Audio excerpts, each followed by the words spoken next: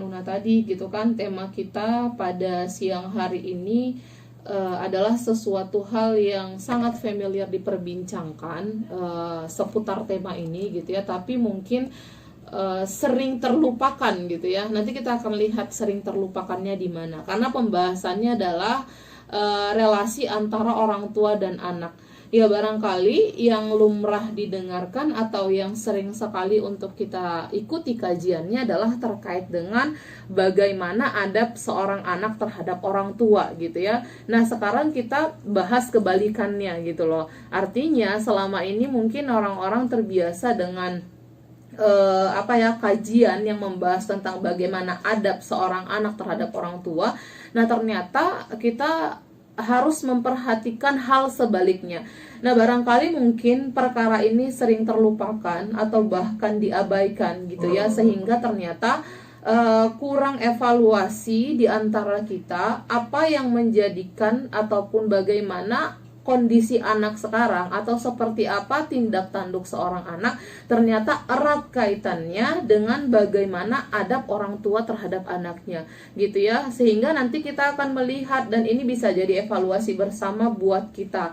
Barangkali ini sangat berguna bagi rekan raw yang memang sudah menjadi orang tua gitu ya, tapi ini tidak kalah berguna juga untuk kita-kita yang mungkin menjadi calon orang tua gitu ya, karena bagaimanapun kita akan menghadapi fase itu insya Allah di suatu hari gitu ya, sehingga supaya kita punya ilmu, kemudian kita punya gambaran yang jelas bagaimana sebenarnya adab orang tua terhadap anak, ini barangkali bisa jadi bahan diskusi buat kita gitu ya.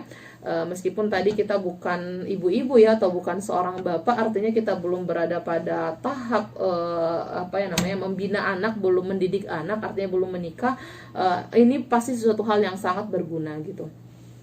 Nah, jadi sebenarnya gitu ya, kenapa tema ini diangkatkan? Tadi seperti disampaikan oleh Una, sebenarnya permasalahan ini adalah permasalahan yang sangat sering sekali perbincangkan, dan nampaknya makin kesini persoalan atau relasi antara orang tua dan anak itu menjadi sesuatu hal yang kayaknya menarik untuk kita bahas gitu ya. Tentu penyebab utamanya adalah mungkin yang menjadi sorotan utama kita adalah terkait dengan bagaimana sikap anak selama ini terhadap orang tuanya gitu ya, sehingga ini menjadi menstimulus kita, apa sih yang menyebabkan anak-anak itu punya minus adab kali ya, atau akhlaknya itu kurang terpuji gitu kan ya, sehingga pada akhirnya menjadi bahan evaluasi buat kita ya, apakah ini memang murni kesalahan anak secara pribadi gitu ya, atau memang banyak faktor yang memengaruhi gitu. Nah, setelah dikaji gitu kan, atau setelah diperhatikan, ternyata kenakalan anak atau anak miskin adab gitu ya, tidak hanya dipengaruhi oleh dirinya sendiri, banyak faktor. Dan ternyata yang paling kuat selain lingkungan itu adalah bagaimana didikan orang tuanya. Nah, didikan tadi ini berkenaan dengan adab, bagaimana adab orang tua terhadap anak. Nah, ketika dipreteli satu persatu atau didetaili satu persatu, ternyata faktanya memang banyak sekali orang tua yang lupa gitu ya menempatkan adabnya terhadap anak. Ya, lupanya orang tua menempatkan adab terhadap anak ini ternyata ya tadi berimbas terhadap cacatnya perilaku anak. Karena kan sedikit banyaknya anak itu memang meniru tindak tanduk orang tuanya gitu ya. Nah, jadi tema ini akan menjadi pembelajaran bersama buat kita. Tadi saya katakan baik yang memang sudah menjadi orang tua ya, tidak ada kata terlambat untuk belajar, maupun bagi siapapun yang nantinya akan berada di fase itu gitu ya. Artinya mereka sekarang belum menjadi orang tua. Nah, jadi kalau kita bisa jujur gitu kan ya, jadi bukan maksud menggurui gitu kan, keadaan kita sekarang gitu ya, atau kondisi kita sekarang kita akui kan bukan menjadi hal yang mudah atau bukan menjadi perkara gampang untuk mendidik anak gitu ya. Kenapa? Karena banyak sekali faktor X, dalam artian di sini adalah faktor dari eksternal gitu ya. Sudahlah tadi misalnya kondisi internalnya bermasalah, artinya tadi adab orang tua terhadap anak juga nggak ada, begitu juga sebaliknya gitu ya. Ditambah lagi kondisi di luar itu yang memang memprihatinkan gitu, sehingga mau tidak mau gitu kan, ataupun sadar atau tidak sadar, sekarang kayaknya kita berada di fase dimana kita melihat bagaimana generasi itu memang dicap tidak punya akhlak gitu ya, tidak punya akhlak, bahkan tidak punya sopan santun.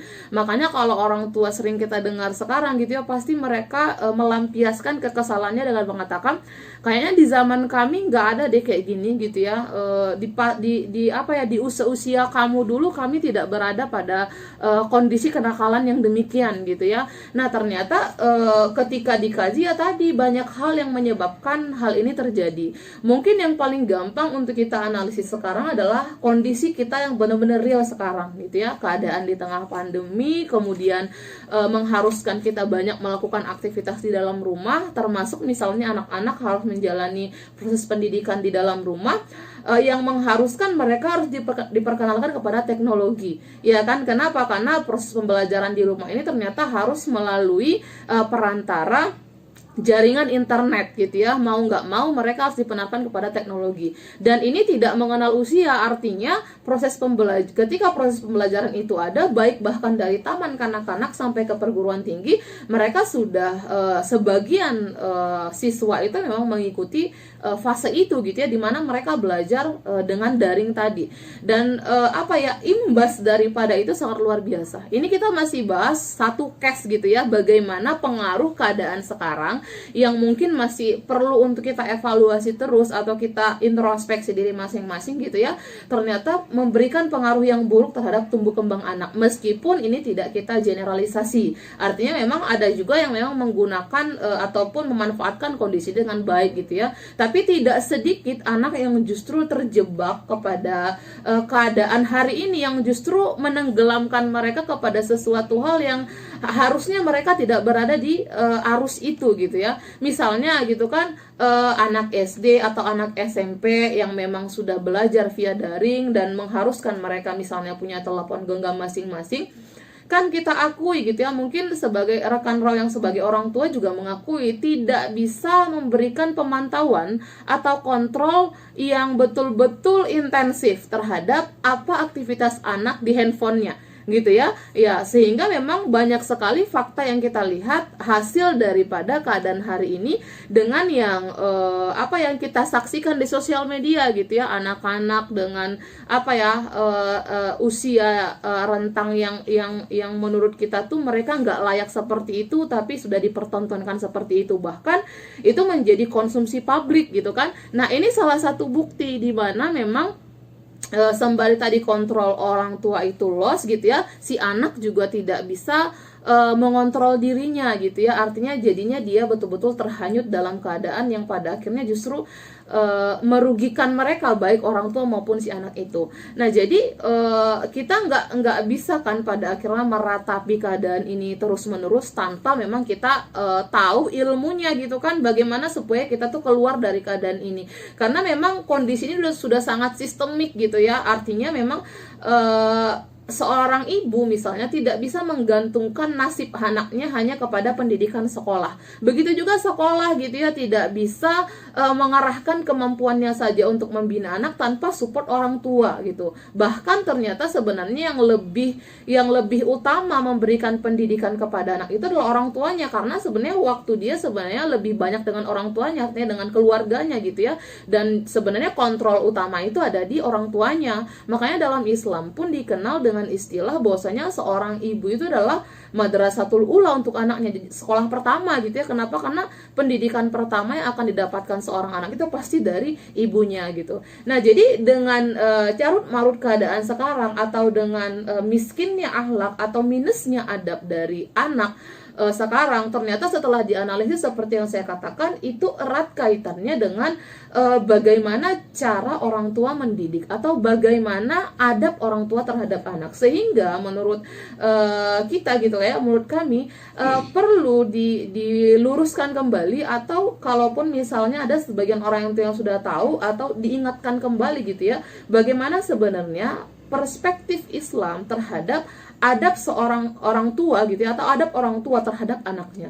Nah, ternyata kalau sudah kita bahas, nanti ada beberapa poin yang memang Islam sudah tentukan gitu ya, adab orang tua terhadap anaknya, yang ketika memang ini betul-betul disadari orang tua, insya Allah ini akan memberikan pengaruh yang luar biasa terhadap tumbuh kembang anak. Meskipun tadi support dari lingkungan sekitar juga dibutuhkan, tapi tadi hal yang paling utama atau perkara dasar yang dibutuhkan anak yaitu bagaimana didikan orang tuanya, atau secara umum bagaimana orang tua memberikan adab, ini akan kita lihat punya pengaruh. Jadi setelah ini kita akan melihat gitu, akan membahas beberapa poin bagaimana sebenarnya adab orang tua itu terhadap anak, agar tadi apa yang menjadi persoalan anak sekarang atau apa yang menjadi persoalan orang tua yang merasa sulit mendidik anak, atau anak juga tidak memiliki sopan santun terhadap orang tua, barangkali bisa diselesaikan dengan kita memahami bagaimana sebenarnya adab orang tua terhadap anak. Nanti kita lihat setelah ini. Ya, terima kasih banyak Kak Elsa. Dan sekarang gitu ya, dan memang yang menjadi penyebab utamanya adalah pengkajian terhadap kenapa pada akhirnya anak-anak sekarang seperti banyak sekali ya, tidak semuanya gitu ya, dan kita juga tidak generalisir, artinya sebagian besar itu sudah minim sekali terhadap akhlak gitu ya, artinya mereka tidak memahami adab yang baik gitu, bagaimana untuk berperilaku ataupun bahasa sehari-hari kita mungkin adalah sopan santun atau tata krama gitu ya.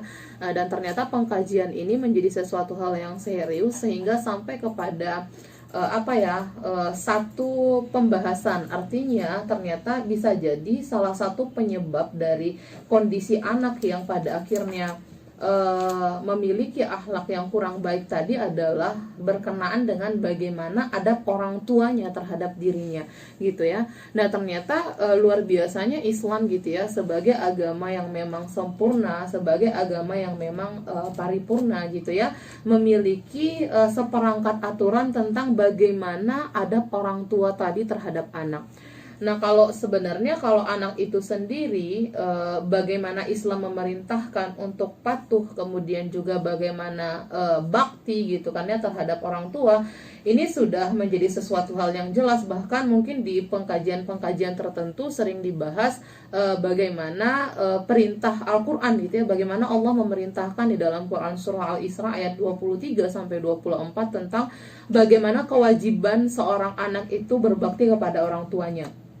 Jadi Allah kan berfirman dalam Quran surah Al-Isra ayat 23 yang artinya dan Tuhanmu telah memerintahkan agar kamu jangan menyembah selain Dia, dan hendaklah berbuat baik kepada ibu bapakmu. Ya, jadi jika salah seorang di antara keduanya atau kedua-duanya sampai berusia lanjut dalam pemeliharaanmu, maka sekali-kali janganlah engkau mengatakan kepada keduanya perkataan gitu ya, dan janganlah engkau membentak keduanya, dan ucapkanlah keduanya perkataan yang baik. Jadi sebenarnya anjuran ataupun perintah dalam ayat ini sangat luar biasa gitu ya.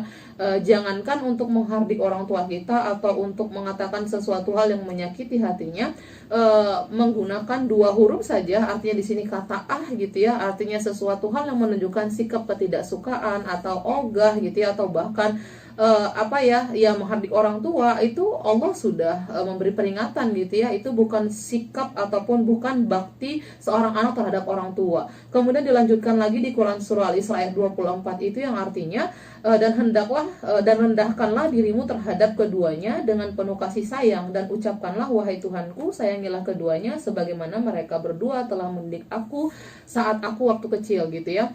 Nah jadi kedua ayat ini Al-Isra 23 sampai 24 ini adalah gambaran yang jelas ataupun adalah perintah yang memang sangat tegas dari Allah bagaimana sikap anak terhadap orang tuanya. Dan banyak sekali hadis-hadis yang lain ataupun ayat-ayat yang lain lagi gitu ya, yang Allah sudah perintahkan gitu ya untuk bagaimana sikap seorang anak terhadap orang tuanya. Lantas bagaimana dengan orang tua terhadap anaknya? Dan ini yang menjadi fokus pembahasan kita, karena tadi saya mengatakan ini seolah terkadang gitu ya, terkadang terlupakan, meski tadi saya katakan masih ada sebagian orang tua yang menjalankan adab ini, sehingga memang kita juga bisa melihat bagaimana tumbuh kembang anaknya menjadi seseorang yang beradab gitu ya, artinya memiliki tata krama, mengerti sopan santun gitu, karena memang orang tua tersebut menjalankan adabnya terhadap anaknya gitu.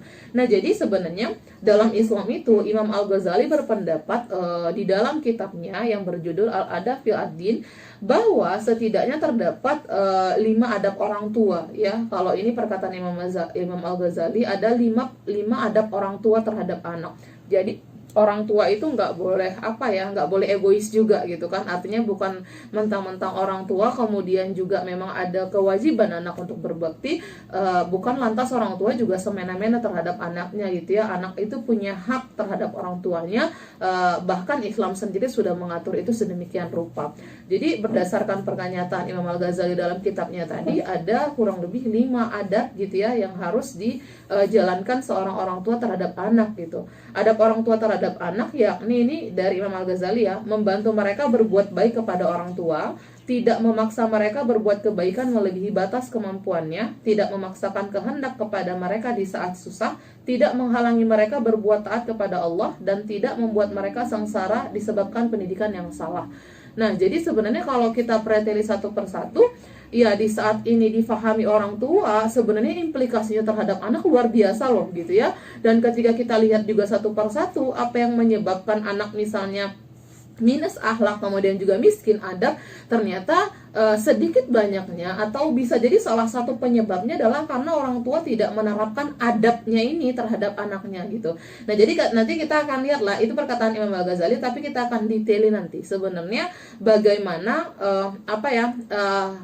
step-step yang harus dilakukan orang tua dimulai dari anak itu lahir ya. Jadi adab apa yang harus ditunjukkan orang tuanya terhadap anak itu ketika dia lahir. Jadi yang pertama, adab yang harus dilakukan orang tua terhadap anak adalah ketika anak itu lahir, orang tua itu mendoakan dengan apa? Mengazani dan mengiqomahinya. Ya, jadi ini bukan sesuatu hal yang asing lagi bagi kaum muslimin gitu ya. Ketika anaknya lahir, kalau tidak diazani, diiqomahi gitu ya. Jadi ketika anak lahir, yang pertama dilakukan adalah mendoakannya. Ya, jadi karena kan anak ini adalah amanah ya, amanah dari Allah, dan memang kalau secara tabiahnya adalah orang yang sudah menikah, penantian utamanya adalah lahirnya anak gitu ya, karena memang dalam Islam itu ada yang dihalalkan untuk mendapatkan keturunan itu adalah dengan jalan pernikahan gitu ya. Makanya salah satu tujuan pernikahan itu salah satu adalah melestarikan keturunan gitu. Makanya pada saat anak itu hadir, maka orang tua adabnya adalah harus mendoakannya. Jadi doa yang harus disampaikan orang tua terhadap lahirnya anak adalah Barakallah fi al-mauhubi laka wa syakarta al-wahiba wal balagha asyuddahu wa ruzikta birrahu, yang artinya semoga Allah memberkahi anak yang dianugerahkan kepadamu, semoga kamu bisa mensyukuri sang pemberi, semoga cepat besar dan dewasa dan engkau mendapatkan baktinya si anak. Ya, jadi doa ini adalah sesuatu hal yang memang harus disampaikan orang tua pada saat anak itu lahir. Nah, setelah doa ini disampaikan, barulah dia mengazani di sebelah telinga kanannya gitu, kemudian iqomah di telinga kiri anak gitu. Nah, jadi ini sesuai dengan hadis Rasulullah dari Hasan bin Ali. Rasulullah SAW pernah bersabda yang bunyinya, barang siapa yang melahirkan seorang anak lalu mengumandangkan azan pada telinganya, maka dia tidak akan dicelakakan oleh Sibyan. Jadi kalau Ummu Sibyan ini kalau kita nanti baca-baca gitu ya, ternyata ini kayak ini ada kisahnya. Ummu Sibyan ini pengganggu gitu ya, bahkan nanti di zaman Nabi Sulaiman juga ada kisah yang tidak mengenakan dari Ummu Sibyan ini. Jadi Rasulullah sampai memberikan ancaman seperti itu, artinya dianalogikan begitu gitu ya, kalau sudah dia diazankan kemudian dia tidak akan dicelakakan oleh Ummu Sibyan tadi.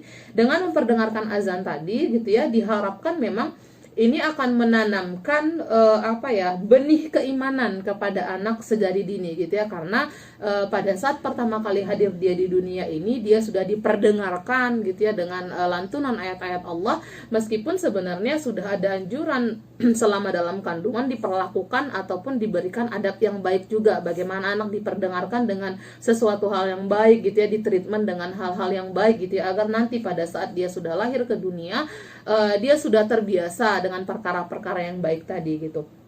Nah, selanjutnya pada saat ada adab untuk mengazani, ada juga istilah dalam Islam itu menahnik bayi. Ya, mungkin ini juga familiar untuk ibu-ibu di mana seorang ibu mengunyahkan kurma sampai lumat kemudian menggosokkannya dengan lembut pada langit-langit mulut bayi. Ini juga sesuai dengan sabda Rasulullah berdasarkan hadis riwayat Bukhari yang bunyinya, anakku telah lahir, ya ini dari Abu Musa, anakku telah lahir lalu aku membawanya kepada Rasulullah. Kemudian beliau menamakannya Ibrahim dan mentahniknya dengan sebutir kurma lalu mendoakannya agar mendapat berkah. Kemudian mengembalikannya kepadaku.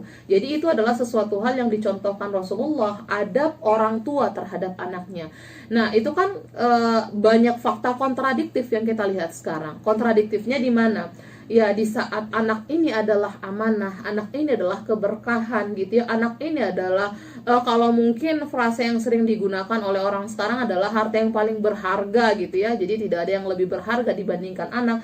Ternyata banyak fakta kontradiktif yang kita lihat di mana ada orang yang melahirkan anak karena anak ini bisa jadi dilahirkan dengan jalan yang tidak benar, artinya bisa jadi dia hamil di luar nikah gitu ya, atau anak ini adalah hasil perzinahan yang kemudian kehadirannya tidak diinginkan gitu ya. Jangankan didoakan, jangankan diazankan, yang terjadi adalah berusaha dihabisi gitu ya. Dan kalaupun misalnya tidak berhasil menghabisi nyawanya dengan aborsi atau dengan minum obat-obatan segala macam gitu ya, pada saat lahir anak itu dibuang. Nah, ini bukan cerita dongeng gitu ataupun kisah-kisah yang dikarang-karang gitu ya. Ini sesuatu hal yang memang kita sudah menemukan faktanya gitu ya. Bahkan berulang kali ini menjadi fakta yang kita tonton di televisi. Barangkali tidak hanya di televisi, ada juga rekan-rekan yang mengalaminya langsung gitu ya, mendapatkan anak yang mungkin tidak diinginkan kehadirannya lalu dia dibuang gitu kan, miris gitu. Nah, dari situ saja anak itu sudah tidak mendapatkan perlakuan yang baik. Padahal si anak ini nggak tahu apa-apa gitu ya. Dia harus menanggung penderitaan yang luar biasa akibat dosa atau maksiat yang dilakukan oleh orang tuanya.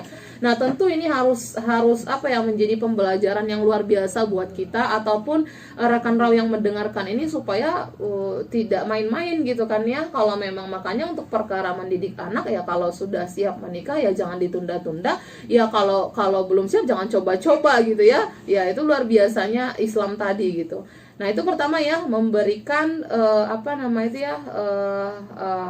kalimat-kalimat yang baik dengan mengumandangkan azan dan iqamah.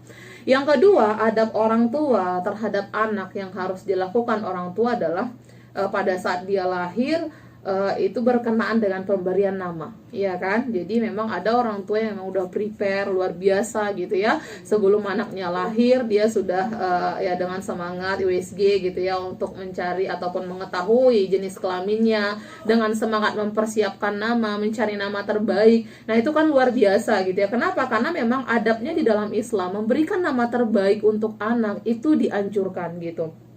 Jadi nama adalah doa, itu bukanlah angin lalu atau bukan isapan jempol semata. Jadi memang dalam Islam itu nama itu adalah doa untuk anak gitu. Sehingga memberikan nama yang baik atau memberikan sebutan atau panggilan yang memang betul ahsan gitu adalah sesuatu hal yang memang diwajibkan, karena ini berkenaan dengan masa depan si buah hati gitu ya. Jadi Abu Darda meriwayatkan Nabi Shallallahu Alaihi Wasallam itu pernah bersabda, hadis riwayat Ahmad ini gitu ya, dari Abu Dawud, Ibnu Hibban dan Ad-Darimi, sesungguhnya kalian akan dipanggil pada hari kiamat dengan nama-nama kalian dan nama-nama ayah kalian. Oleh karena itu perbaguslah nama kalian gitu ya. Jadi memang memberikan nama yang baik ini adalah bukan kayak mitos-mitos gitu, bukan. Memang sesuatu hal yang memang dianjurkan dalam Islam.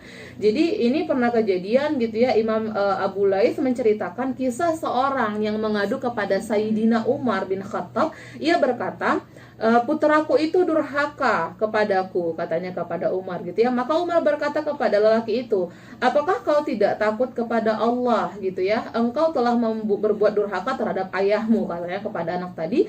Engkau tahu kewajiban anak untuk orang tuanya kan begini dan begitu, kata Sayyidina Umar. Lalu anak itu bertanya, ya Amirul Mukminin, apakah anak itu tidak berhak terhadap ayahnya gitu ya? Kemudian Sayyidina Umar menjawab, ada hak, yakni harus memilihkan ibu yang bangsawan, jangan sampai tercela karena ibunya, harus memberi nama yang baik dan harus mengajarinya kitabullah. Nah, mendengar jawaban Umar gitu ya, si anak itu langsung berontak, artinya dia di sini tidak terima dikatakan durhaka, karena ternyata apa yang seharusnya dilakukan seorang ayah terhadap anaknya tidak dia dapatkan dari ayahnya gitu ya. Sehingga dia berkata kepada Umar, maka berkatalah anak itu, demi Allah, dia tidak memilihkanku untukku ibu yang baik. Dia hanya membeli budak wanita dengan harga 400 dirham dan itu ibuku, katanya gitu ya.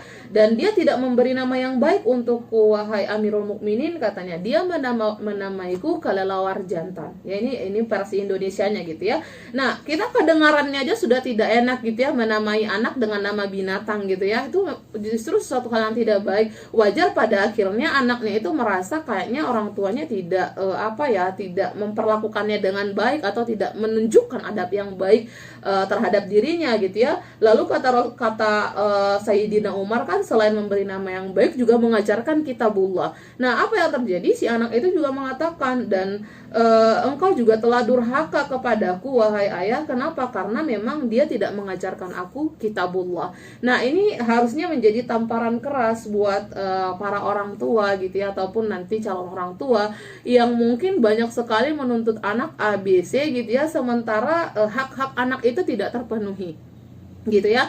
Jadi lucu kalau pada akhirnya ada orang tua yang dia tidak pernah sholat, bahkan tidak pernah juga menyentuh Al-Quran, tapi pengen anaknya jadi seorang hafiz dan sholatnya gak pernah tinggal. Ini kan sesuatu hal yang ya paradoks gitu ya. Artinya dia menginginkan anaknya seperti A, B, C, tapi dia tidak memberikan tauladan itu. Nah, wajar pada akhirnya anak-anak sekarang juga tidak pernah merasakan wajibnya sholat atau tidak pernah merasa nikmatnya beribadah, karena ternyata banyak juga orang tua yang tidak memberikan contoh demikian. Padahal tadi Islam itu mewajibkan itu, bagaimana orang tua memberikan adab yang baik tadi, memberikan nama yang baik. Nah, sementara tadi ada kejadian di masa Umar ya, pada saat dia tidak memberikan nama yang baik kepada anaknya, Umar mengatakan, engkau telah durhaka kepada anakmu sebelum ia durhaka kepadamu, pergilah engkau dari sini. Meskipun kata orang nggak ada istilah orang tua itu durhaka terhadap anak, tapi ternyata Umar melabeli si ayah tadi adalah ayah yang sudah durhaka terhadap anaknya sebelum anaknya durhaka. Kenapa? Karena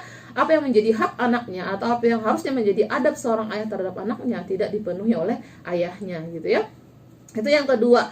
Yang ketiga, adab orang tua terhadap anaknya ini juga sering sekali terlupakan gitu ya, bersikap halus atau tidak kasar.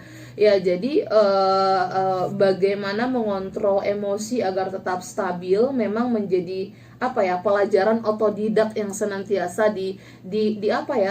berkembang dalam diri orang tua gitu. Kenapa? Karena menghadapi, apalagi kalau anaknya banyak gitu ya, dengan karakter beda-beda, mungkin dia harus beradaptasi, harus banyak belajar gitu ya, tidak boleh langsung keras gitu ya, harus halus.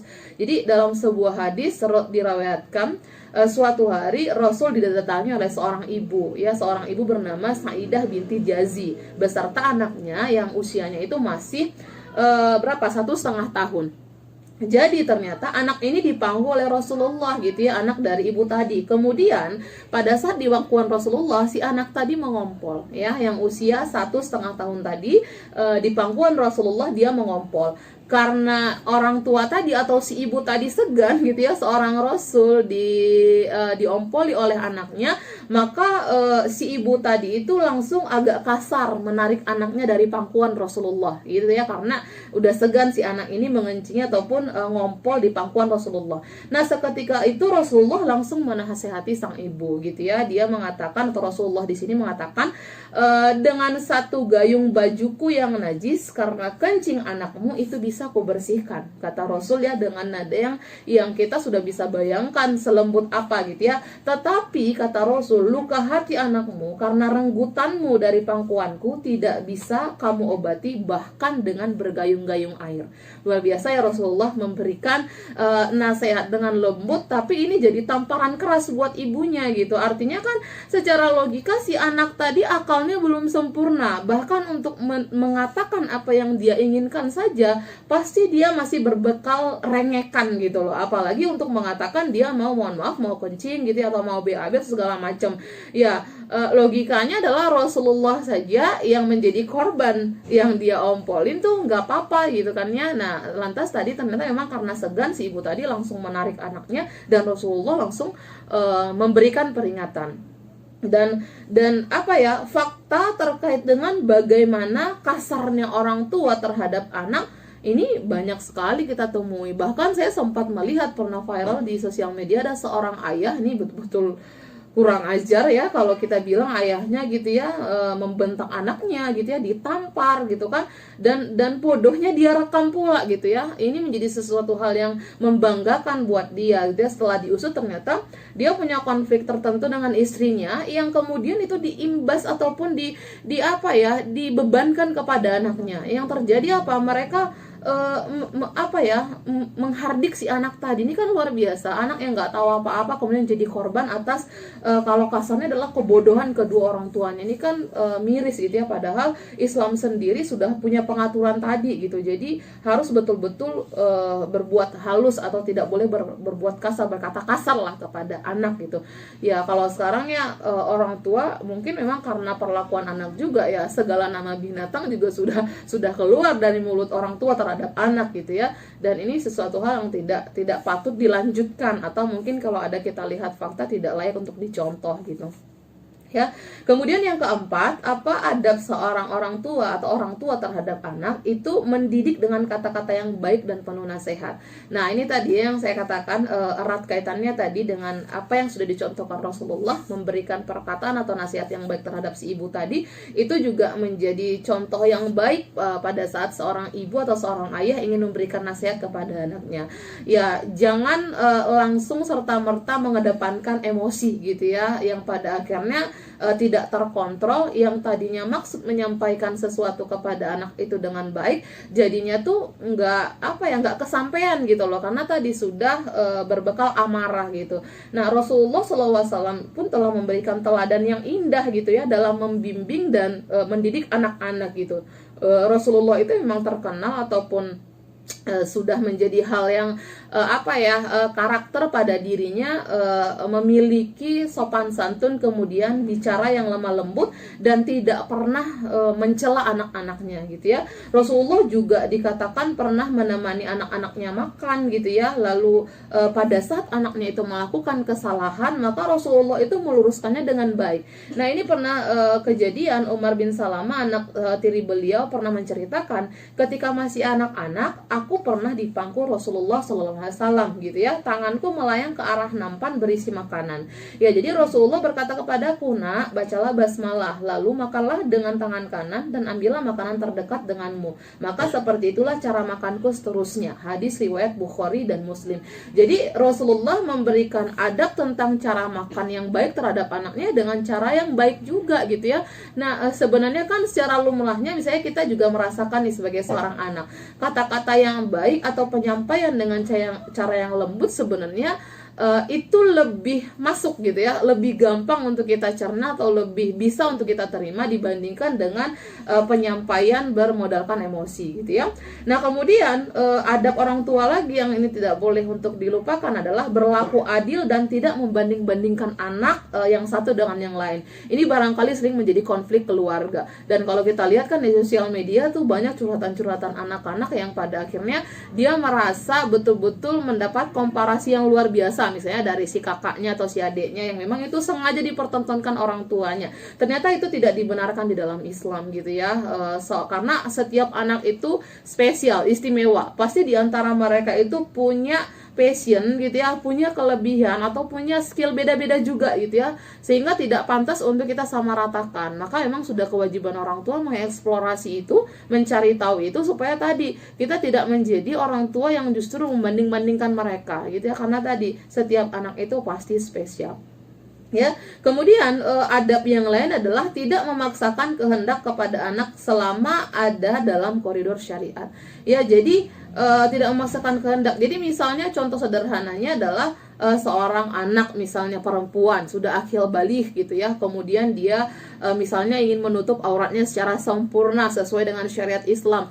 maka tidak boleh si ibu atau si ayah merasa, ih janganlah, kamu kan masih kecil. Padahal tadi standar usianya adalah apakah dia sudah balik atau tidak. Meskipun dia kelas 6 SD, kalau sudah balik gitu ya, maka beban hukum sudah dibebankan kepada dia. Maka setiap kewajiban yang Allah perintahkan wajib dia ikuti. Maka nggak boleh orang tua melarang gitu, ih jangan nih kamu kayak orang tua, kamu kayak ibu-ibu kalau pakai baju kayak gitu, ih nggak cocok, nggak modis gitu ya, nggak bisa gitu. Kenapa? Karena itu ada tuntunan syariatnya gitu ya. Atau misalnya anaknya pengen mengkaji Islam lama ya, ayah di sana bagus kayaknya, orang tuanya kemudian melarang gitu ya hanya karena khawatir, enggak lah nanti kamu sesat segala macam atau enggak bagus kajiannya. Tapi di saat yang sama si orang tua sendiri juga enggak mau cari tahu ini benar apa enggak gitu ya, hanya bermodalkan ya main larang-larang aja. Atau misalnya tadi termakan bagaimana opini yang tengah berkembang, padahal tadi si anak itu di jalan yang lurus. Nah, Islam tuh tidak membenarkan ya orang tua ya memaksakan kehendaknya selama anak itu masih berjalan pada koridor syariat. Tapi yang pasti tadi orang tua tetap harus mengontrolnya gitu ya. Kemudian adab yang lain adalah memberikan kasih sayang secara seimbang. Jadi ini sudah menjadi hal yang lumrah ya. Jadi mempertontonkan kasih sayang, kemudian menunjukkan rasa kasih sayang, atau memberikan rasa kasih sayang sudah menjadi hal yang tabi'i gitu ya, sudah menjadi hal yang seharusnya dimiliki oleh seorang orang tua terhadap anaknya. Bahkan ada juga yang hadis yang memang memberikan anjuran, memberikan mereka hadiah atau reward gitu kan ya, atas misalnya prestasi-prestasi, capaian-capaian. Itu adalah akan menaikkan rasa percaya diri anak, kemudian juga rasa kepemilikan mereka terhadap orang tua, merasa dihargai, sehingga justru ini jadi stimulasi buat mereka untuk menjadi lebih baik lagi gitu. Jadi orang tua tuh jangan serta-merta senantiasa mencela ataupun justru tidak memberikan penghargaan baik itu terhadap karya-karya anak, capaian-capaian mereka gitu ya, karena pujian itu bisa menjadi energi positif sebenarnya bagi anak gitu. Nah, kemudian yang terakhir gitu ya, adab orang tua terhadap anak adalah meskipun memang orang tua harus menunjukkan kasih sayang, lalu juga harus memberikan cinta kasih gitu ya, harus memberikan perhatian, tapi kita juga nggak boleh lupa orang tua berhak dan dibenarkan memberikan hukuman yang tidak menggunakan fisik kecuali menjelang balik gitu ya, sebagai hukuman tadi. Artinya di sini dalam hadis sekitar 10 tahun. Jadi ada beberapa hadis kan yang memberikan gambaran anak itu boleh dipukul kalau dia tidak mau sholat pada saat dia sudah berada pada rentang usia itu. Nah, Rasulullah pun mencontohkan bagaimana memberikan hukuman secara fisik kepada anak gitu kan. Jadi pada tahap awal beliau memerintahkan sahabat itu untuk menakut-nakuti anak dengan menggantungkan cemeti. Ya, jadi untuk memperlihatkannya agar anak ini bergegas gitu loh, melakukan introspeksi diri, memperbaiki diri gitu ya. Kemudian juga berlomba untuk berpegang kepada kebenaran gitu ya.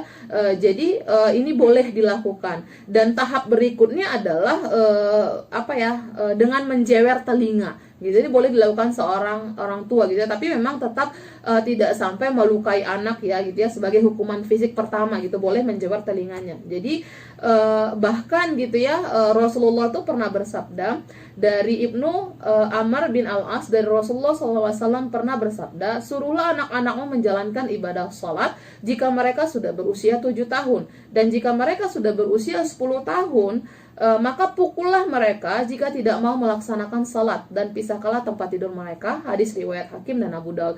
Jadi perintah ini menjadi sesuatu hal yang tegas untuk bolehnya orang tua memukul anak ataupun menghukum secara fisik pada saat mereka tidak mau salat. Ya, jadi Rasulullah memang mengajarkan kepada kita agar memberikan habits yang baik atau kebiasaan yang baik terhadap anak, di mana mereka harus mengerjakan sholat sejak usia 7 tahun gitu ya. Kemudian menjadi waktu latihan yang tepat buat mereka dari 7 sampai 10 itu kan 3 tahun, itu bisa jadi pembiasaan buat mereka. Makanya kalau di usia 10 belum juga menjalankan sholat dengan rutin, maka Rasulullah sendiri membolehkan untuk dihukum secara fisik. Maka pada dasarnya kan usia 3 tahun itu menjadi waktu yang cukup untuk mendidik anak melahirkan habits baru atau menciptakan kebiasaan, dalam hal ini adalah kebiasaan sholat.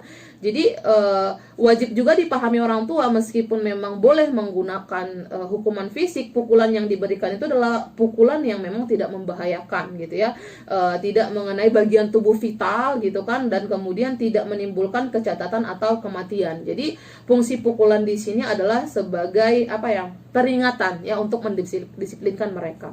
Nah, barangkali itu beberapa adab-adab yang mungkin terlupa atau tidak diterapkan oleh sebagian orang tua, yang ternyata itu berefek kepada tumbuh kembang anak. Jadi yuk gitu kan ya, untuk para orang tua ataupun calon orang tua sama-sama evaluasi gitu ya, supaya tidak melulu menyalahkan anak dan juga bisa berubah dari dirinya gitu kan ya, mengedepankan adab, memperlakukan anak dengan baik, agar tadi kita sama-sama berdoa tentunya gitu ya, kemudian juga mengharapkan pertolongan Allah agar si anak tadi itu bisa berubah, kemudian juga relasi antara ibu dan anak atau orang tua dan anak tadi berjalan sesuai dengan perspektif Islam, dengan syarat tadi anak mengetahui bagaimana adab terhadap orang tua, begitu pula sebaliknya orang tua tidak melupakan kalau mereka punya adab terhadap anaknya.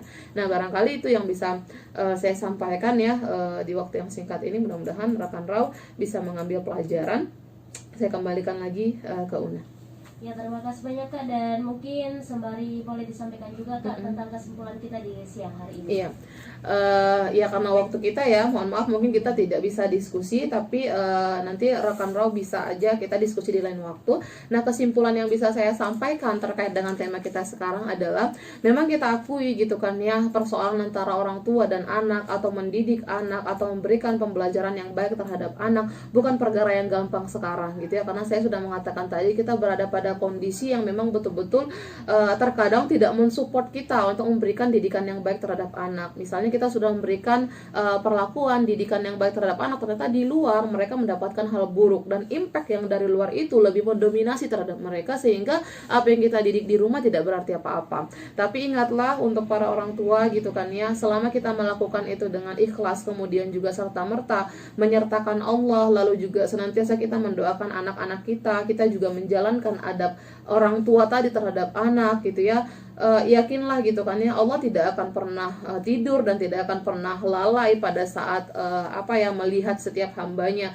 Nah, jadi untuk bisa memperbaiki relasi ibu dan anak, ayah dan anak, atau orang tua dan anak secara umum, maka tema ini adalah menjadi tema yang cocok buat kita untuk bermuhasabah bersama gitu ya. Barangkali kecacatan, kemudian juga buruknya akhlak atau miskinnya adab anak-anak kita itu juga karena kita lupa menerapkan adab tadi. Nah, jadi luar biasanya Islam gitu ya, yang kafah, yang betul-betul sempurna paripurna, itu sudah punya aturan-aturan yang luar biasa ini. Maka bagi orang tua pun ya tidak ada kata terlambat untuk belajar gitu ya. Jadi kita sama-sama belajar, kemudian juga mengembangkan ilmu parenting kita agar kita tadi mampu memberikan pendidikan terbaik terhadap anak. Karena tadi kita harus ingat, anak itu amanah dan kita bertanggung jawab besar terhadap tumbuh kembangnya. Maka kalau kita menginginkan anak yang betul-betul menjadi anak yang mampu menyelamatkan kita, maka tadi terlebih dahulu kita memang menjalankan sebagaimana Islam itu memberikan perintah